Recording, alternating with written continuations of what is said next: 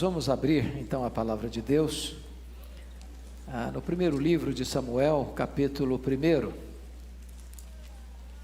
e vamos ler esta preciosa porção da palavra de Deus. Hoje é o Dia das Mães e nós queremos parabenizar as mães que aqui estão, e você que tem a bênção e o privilégio de ter sua mãe viva, valorize sua mãe.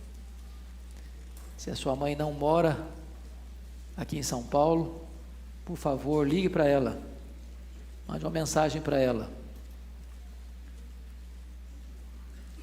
O valor de uma mãe é um valor inestimável. Depois que a sua mãe parte, é que você começa a perceber quanta falta ela faz. Não importa a idade que ela tenha, o grau de instrução que ela recebeu, ela tem uma influência decisiva na nossa vida. Então, mães, parabéns.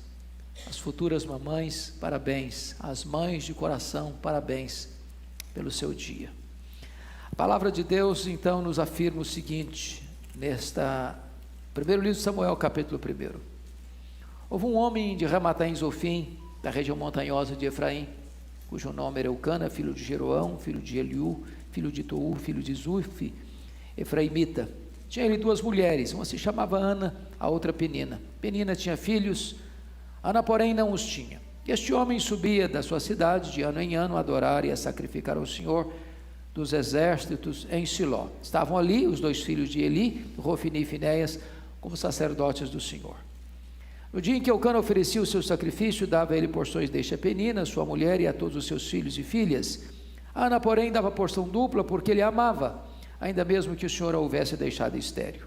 Sua rival a provocava excessivamente para irritar, porquanto o Senhor lhe havia cerrado a madre, e assim o fazia ele de ano em ano, e todas as vezes que Ana subia à casa do Senhor, a outra irritava, pelo que chorava e não comia. Então Eucana, seu marido, lhe disse: Ana, por que choras, e por que não comes, e por que estás de coração triste? Não sou eu melhor do que 10 filhos? Após terem comido e bebido em Siló, estando Eli o sacerdote, assentado numa cadeira junto a um pilar do templo do Senhor, levantou-se Ana e com amargura de alma orou ao Senhor e chorou abundantemente e fez um voto dizendo: Senhor dos exércitos, se benignamente atentares para a aflição da tua serva e de mim te lembrares e da tua serva te não esqueceres e lhe deres um filho varão, ao Senhor o darei por todos os dias da sua vida e sobre a sua cabeça não passará navalha. Demorando-se ela no orar perante o Senhor, passou ele a observar-lhe o movimento dos lábios, porquanto Ana só no coração falava. Seus lábios se moviam, porém não se lhe ouvia voz nenhuma. Por isso Eli a teve por embriagada e lhe disse: Até quando estarás tu embriagada? Aparta de ti esse vinho. Porém Ana respondeu: Não, Senhor meu, eu sou mulher atribulada de espírito, não bebi nem vinho, nem bebida forte, porém venho derramando a minha alma perante o Senhor.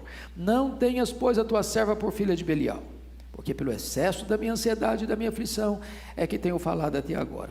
Então lhe respondeu Eli: Vai-te em paz, e o Deus de Israel te conceda a petição que lhe fizeste. E disse ela: Acha a tua serva mercê diante de ti.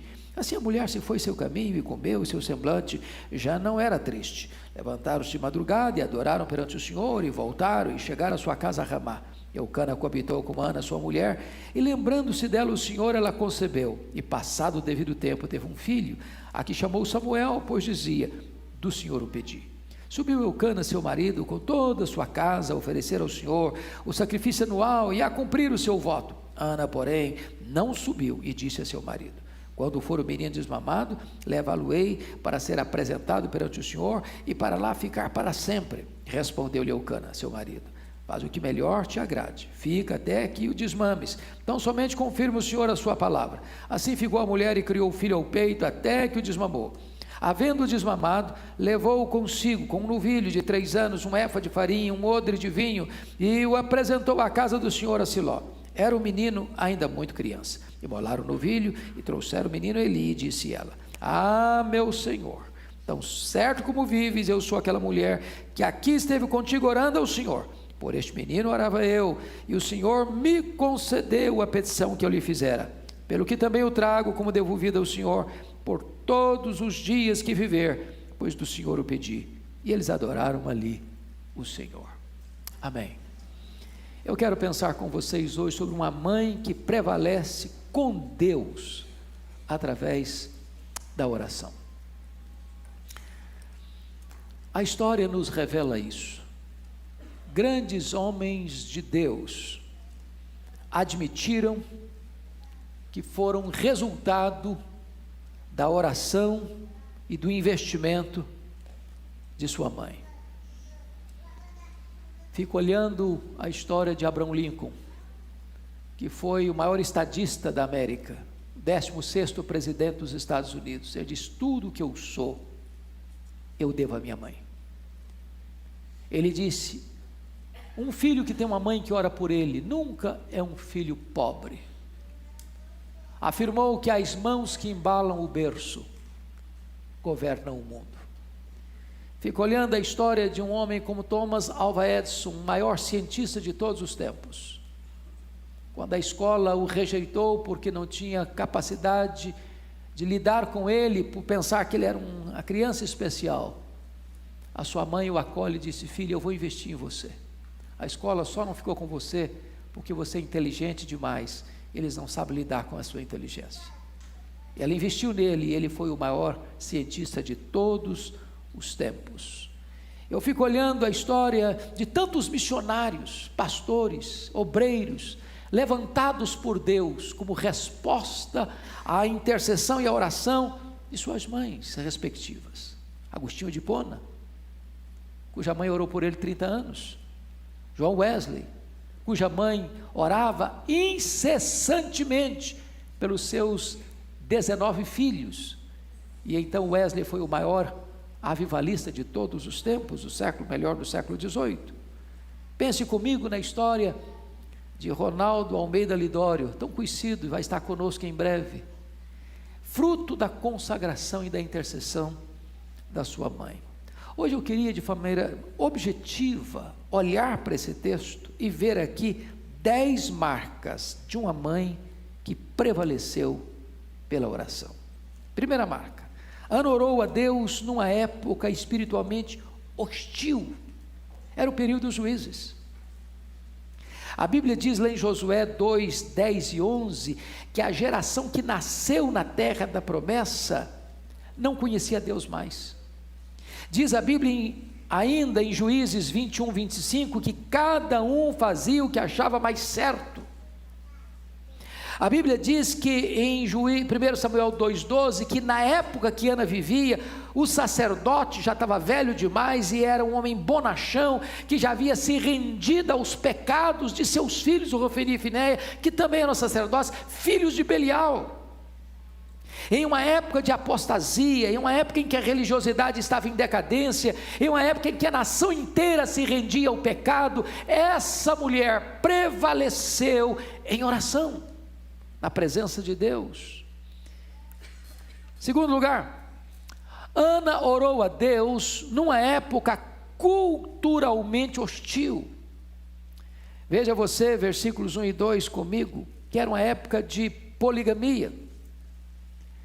E poligamia era um momento em que as mulheres eram oprimidas, as mulheres eram desvalorizadas, o casamento estava em declínio, a família estava fragmentada, era guerra entre os filhos.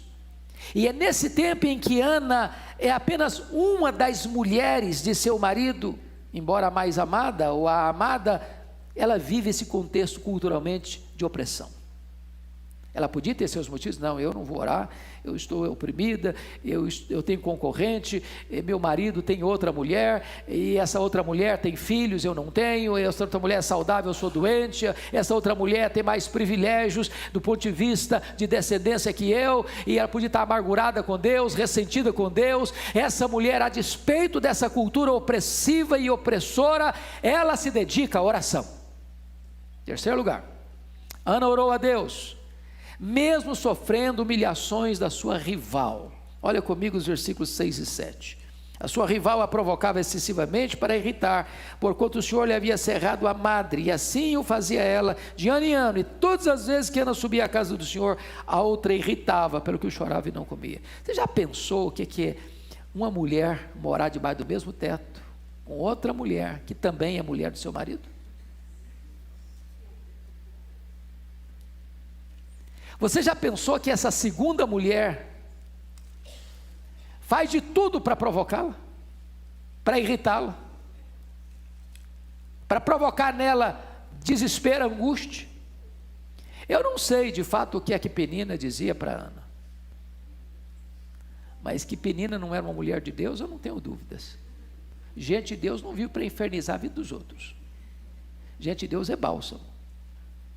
Possivelmente, à luz do versículo 6, o que há de vir dizer para Ana é o seguinte: ô Ana, você é tão crente, você ora tanto, você vai tanto à igreja, está aí estéril, está aí doente, eu não oro igual você, eu não vou à igreja igual você, olha aqui para mim, tem saúde, tem filhos, tem filhas, esse negócio de orar funciona não, Ana.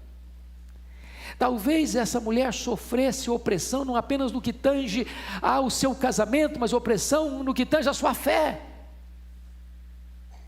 E apesar dessa circunstância de ser oprimida, de ser zombada, de ser escarnecida, e de viver nessa cultura e nesse contexto, essa mulher prevalece na oração. Quarto lugar, Ana orou a Deus, mesmo sendo desencorajada pelo seu marido. Preste atenção comigo, no versículo de número 5, que Ana era amada pelo marido. A Ana, porém, dava porção dupla porque ele a amava. Mas ela tinha um grande problema, ela era estéril. E o maior problema é que a esterilidade era um componente na época muito difícil, porque a mulher que não gerava, ela era como se fosse um objeto da ira de Deus, como se Deus desprezasse essa mulher, como se ela não pudesse ser uma mulher feliz e bem-aventurada na vida. Era um estigma social, era uma espécie de juízo espiritual. Embora o marido a amasse, mas aquela área da vida dela estava incompleta. Havia um vácuo no coração dela, que o marido não podia preencher. E mais, o texto nos informa no versículo 5, que foi Deus quem a deixou estéril. O texto nos informa no versículo 6, que foi Deus que fechou sua madre. E diz a Bíblia que agora no versículo 8, o marido que a amava, não contribuía, entretanto, para a realização do seu sonho, no sentido de orar com ela, de chorar com ela, de estar do lado dela, na hora que ela mais precisava de ajuda, dizer o seguinte: olha minha filha, eu vejo você orando, eu vejo você chorando, eu vejo que você tem sonho de ser mãe, e eu sei que Deus já fez no passado tantos milagres, Deus curou Sara, Deus curou Rebeca, Deus pode curar você também, eu vou orar com você, eu vou ser solidário com você na sua dor, na sua expectativa. Ele não faz isso, ao contrário. Olha o versículo 8. Então Eucana, seu marido, lhe disse: Ana, por que choras? E por que não comes? E por que estás de coração triste? Não te sou eu melhor do que 10 filhos? Em outras palavras, ela está enfrentando dificuldades de orar por um milagre na sua vida, a partir da sua casa, porque a sua rival a provoca, e o seu marido a desencoraja. Ô gente, eu fico imaginando como é que foi essa conversa. Eu vou tentar até parafrasear essa conversa. Eu acho que foi mais ou menos assim: ô Ana, vem cá, vamos bater um papo aqui. Toda hora que eu olho para você, Ana, você está chorando, você fica para os cantos da casa, chorando. Para com isso, mulher, para com isso. Aliás, você sabe que milagre não acontece mais hoje não.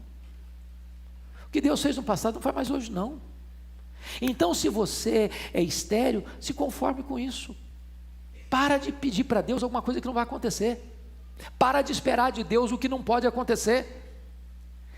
Minha filha, você tem que substituir esse desejo seu de ser mãe e transferir para mim seu marido. Olha que maridão que você tem. Você não sabe que eu sou melhor que 10 filhos para você? Se fosse hoje, eu diria assim: ô Ana, pense em mim, liga para mim, chore por mim, não chore por ele não, Ana.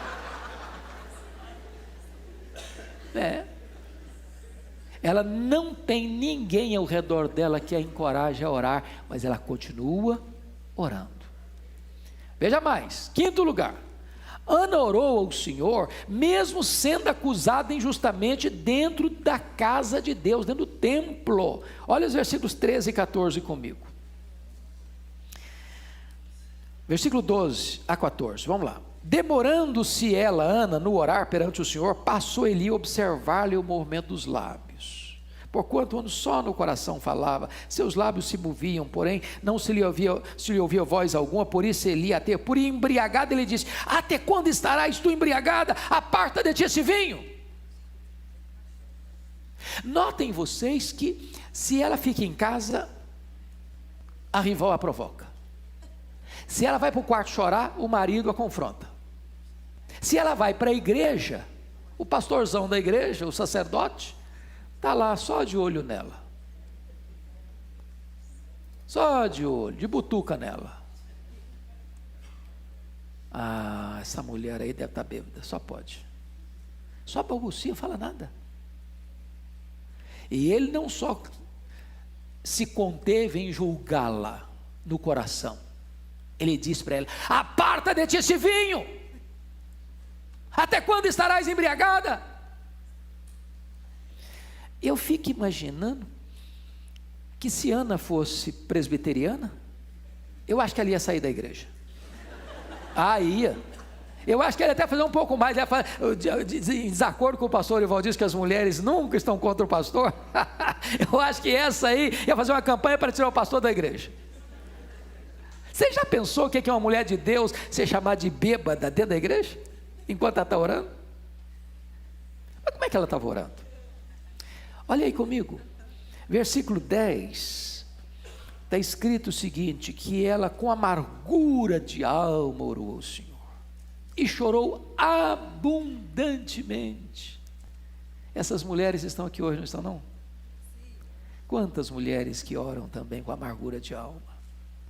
Quantas mulheres que hoje estão aqui, que choram também aos pés do Senhor abundantemente. Mas olha comigo o versículo de número 12. Demorando-se ela no orar perante o Senhor. Quantas mulheres ainda hoje estão assim, demorando na presença de Deus em oração. Mas olha comigo, por gentileza, o versículo 15. Ela diz: venho derramando a minha alma perante o Senhor.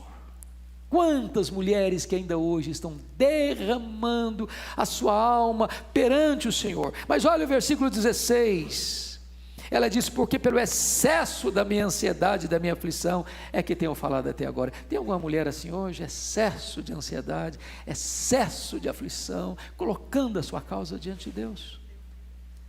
A despeito de tudo isso, ela está sendo censurada e acusada injustamente pelo sacerdote.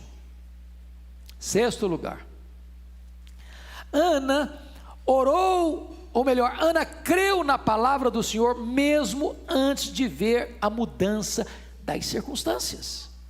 Olhe comigo os versos 17 e 18, vamos ler juntos 17 e 18 comigo?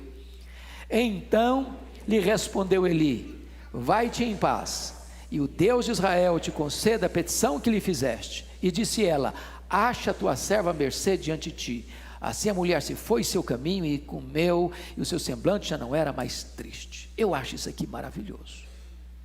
Primeiro, eu conheço, e talvez você também, gente que adoeceu a alma, porque um dia alguém censurou, criticou, julgou e condenou você, quando você era inocente. Ou o marido, ou a esposa, ou o pai, ou a mãe, ou o professor, ou o patrão, ou o namorado, a noiva, o noivo, um amigo, falou uma coisa para você, e você ficou machucado, que troço adoeceu a sua alma. Quando o sacerdote Eli falou uma tolice para Ana, ela não hospedou essa palavra, ela não abrigou aquilo, ela não engoliu o veneno. Mas esse mesmo homem agora abre a boca e é um profeta de Deus. quando diz para ela: vai em paz para a tua casa, e o Deus de Israel te conceda a petição que lhe fizeste. Agora esse homem é um profeta de Deus, agora ele está falando da parte de Deus, agora está trazendo uma palavra de Deus, agora está trazendo uma promessa de Deus, e ela creu. Fé não é ver para crer, é crer para ver. Fé é quando você escuta a palavra de Deus e você diz: é verdade, vai funcionar, é isso mesmo, Deus prometeu, Ele é fiel para cumprir, e eu vou tomar posse dessa promessa. Ela saiu dali, irmãos, com duas curas. A primeira cura que aconteceu na vida de Ana foi a cura emocional, foi a cura espiritual. O semblante dela mudou, o rosto dela mudou, o brilho voltou, a alegria voltou, a confiança voltou, a serenidade voltou. Ela sabia que Deus estava tomando conta dela e da causa dela, e diz o texto que então ela desce para Ramá, coabita com seu marido. Deus se lembrou dela e ela concebeu. Lá em Siló Deus curou a sua alma, lá em Ramá Deus curou o seu ventre. Lá em Siló ela creu, lá em Ramá o milagre aconteceu. Sétimo lugar, Ana consagrou o filho para Deus, mesmo antes dele ser concebido. Olha comigo os versos 10 e 11, vamos ler juntos 10 e 11?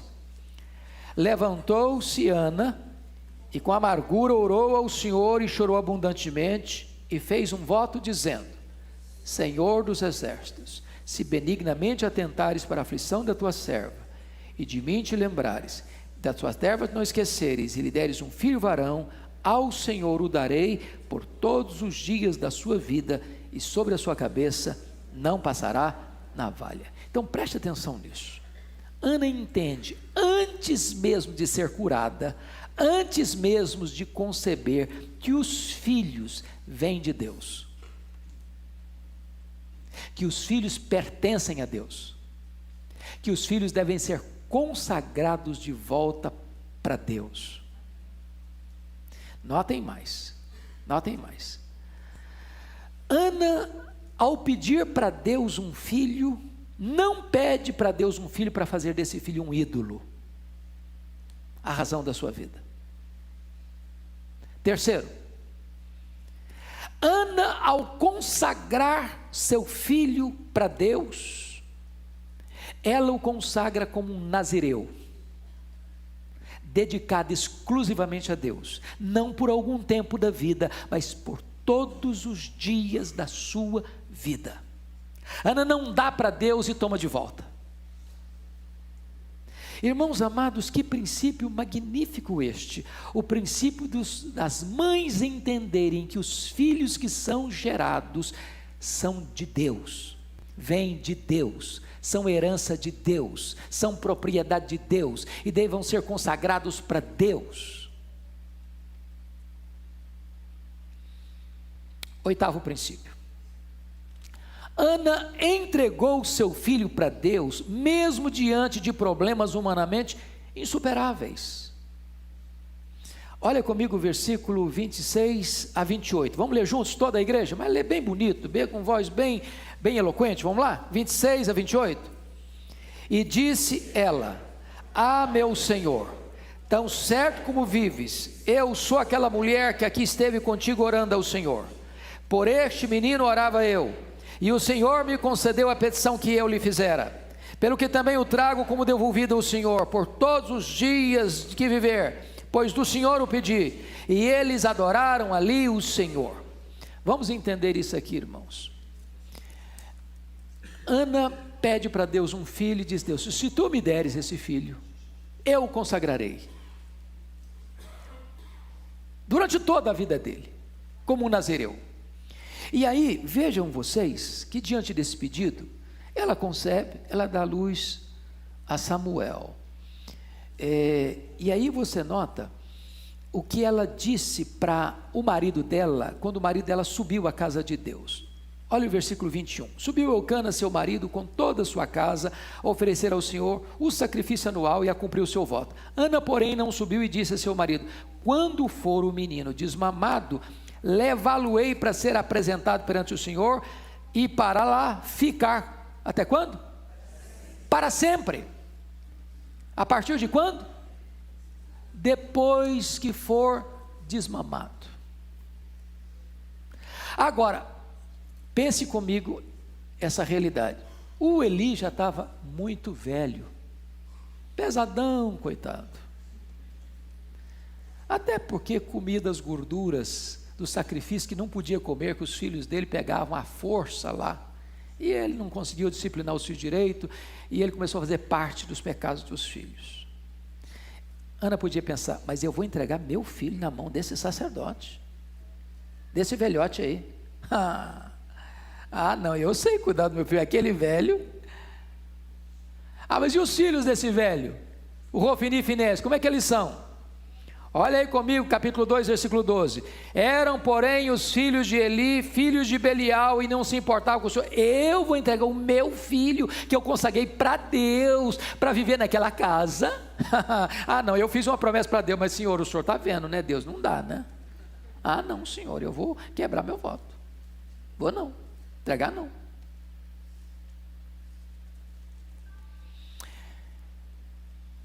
Deixa eu dizer uma coisa.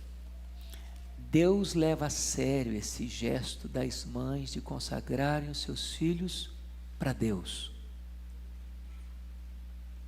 E quando você consagra o seu filho para Deus, você tem que confiar que Deus sabe o que está fazendo com seu filho.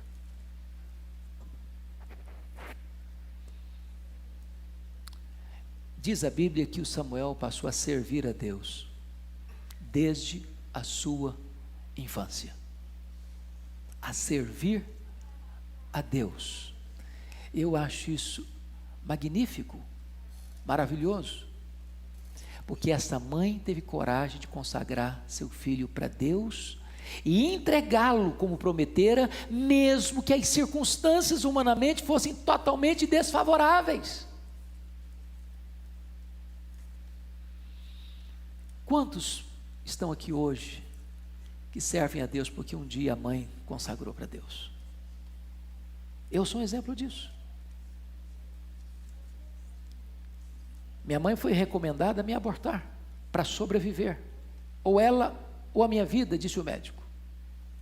Ela resolveu se dispor a morrer por mim e dizer: não abro mão desse filho, mas se Deus preservar a vida dele, eu o consagro para o Senhor, para ser pastor. E eu nasci.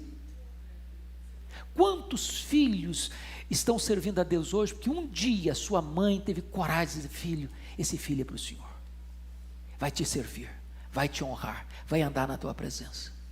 E talvez hoje uma palavra para você mãe, para você pai. Nós temos tantos sonhos para os nossos filhos, que eles cresçam, que eles estudem nas melhores escolas, que eles frequentem as melhores faculdades, que eles alcancem os melhores cursos, que eles tenham sucesso na vida profissional. Tudo isso é bom, tudo isso é legítimo, mas quem sabe nós hoje pudéssemos pensar o seguinte: o maior sonho que eu tenho para o meu filho, para a minha filha, que ele seja um homem de Deus, uma mulher de Deus, cheio do Espírito Santo de Deus, a ser uma bênção nas mãos de Deus. Irmão, Samuel foi o maior profeta, o maior sacerdote, o maior juiz da história de Israel, o homem que naquele tempo de apostasia trouxe de volta a nação apóstata para a presença de Deus. 9º lugar, Ana se alegra em Deus e não em Samuel. Preste atenção nisso, capítulo 2, versículo 1. Olha aí comigo. Então orou Ana e disse: o meu coração se regozija no Senhor, e a minha força está exaltada no Senhor. A minha boca se ri dos meus inimigos, porquanto me alegro na tua salvação. Preste atenção aqui. Ana anseia ser mãe, mas sua alegria maior não está na maternidade. A sua alegria maior está em Deus. Deus. Então você que está aqui hoje, não conseguiu ser mãe ainda, preste atenção, você tem a maior de todas as alegrias. A sua alegria está em Deus. Em Deus. Os filhos são bênção de Deus? São. Os filhos são dádiva de Deus? São. Os filhos são herança de Deus? São. Mas a nossa alegria está em Deus. É isso que Ana está nos ensinando. Ana orou com instância a Deus, mas sempre aceitou a soberania de Deus em sua vida. Olha comigo capítulo 2, versículos 6 a 8. O Senhor é o que tira a vida, o Senhor é o que dá a vida, o Senhor faz descer a sepultura, o Senhor é o que faz subir da sepultura, o Senhor empobrece, o Senhor enriquece, o Senhor abaixa, o Senhor exalta, o Senhor levanta o pobre do pó e desde o monturo exalta o necessitado, para fazer assentar-se esse príncipe. Essa mulher ora, e essa mulher chora, e essa mulher se aflige, mas essa mulher tem uma bandeira, ela crê que Deus é soberano, e que a vontade de Deus é que prevalece na nossa vida, porque ela se alegra em Deus. Preste atenção no que eu vou lhes dizer. Nossos filhos são dádiva de Deus, mas nossos filhos não são um substituto de Deus na nossa vida. Cuidado para não transformar seus filhos em ídolos. Sua alegria deve estar em Deus. 10º e último lugar. Ana recebeu de Deus mais do que a Deus pediu. Olha comigo o capítulo 2, versos 18 a 21. Você pode ler a uma só voz comigo? 2, 18 a 21, vamos lá? Samuel ministrava perante o Senhor, sendo ainda menino, vestido de uma estola sacerdotal de linho. Sua mãe lhe fazia uma túnica pequena, e de ano em ano lhe a trazia quando com seu marido subia a oferecer o sacrifício anual. Ele abençoava Eucana e a sua mulher e dizia: o Senhor te dê filhos desta mulher, em lugar do filho que devolveu ao Senhor. E voltaram para sua casa. Abençoou, pois, o Senhor a Ana, e ela concebeu, e teve 3 filhos e 2 filhas, e o jovem Samuel crescia diante do Senhor. Note você que a oração dela foi por um filho. Não consta bem que ela dizia: eu quero filhos. Como um dia, lembram vocês, Raquel pediu para Jacó: dá-me filhos, senão eu morrerei. Se ela tivesse pedido um filho, ela teria vivido. Mas porque ela pediu filhos, quando nasceu o segundo, ela morreu no parto. Então pense bem na hora que você vai orar. Ana pediu um filho, e Deus deu filhos e filhas. Eu quero dizer para você que Deus pode fazer mais do que você pede. Deus pode dar mais do que você quer. Deus pode fazer infinitamente mais do que você pensa ou pede, conforme o seu poder que opera na sua vida. Eu quero dizer para você que se Deus está demorando em atender o seu pedido e a sua oração, não desanima não. Ele é Deus, Ele está no controle, Ele tem o melhor para você, Ele é soberano. Descansa na providência dEle, se alegre nele, exalte a Ele, porque Ele é a razão maior da sua alegria. Que Deus abençoe a todos nós, amém.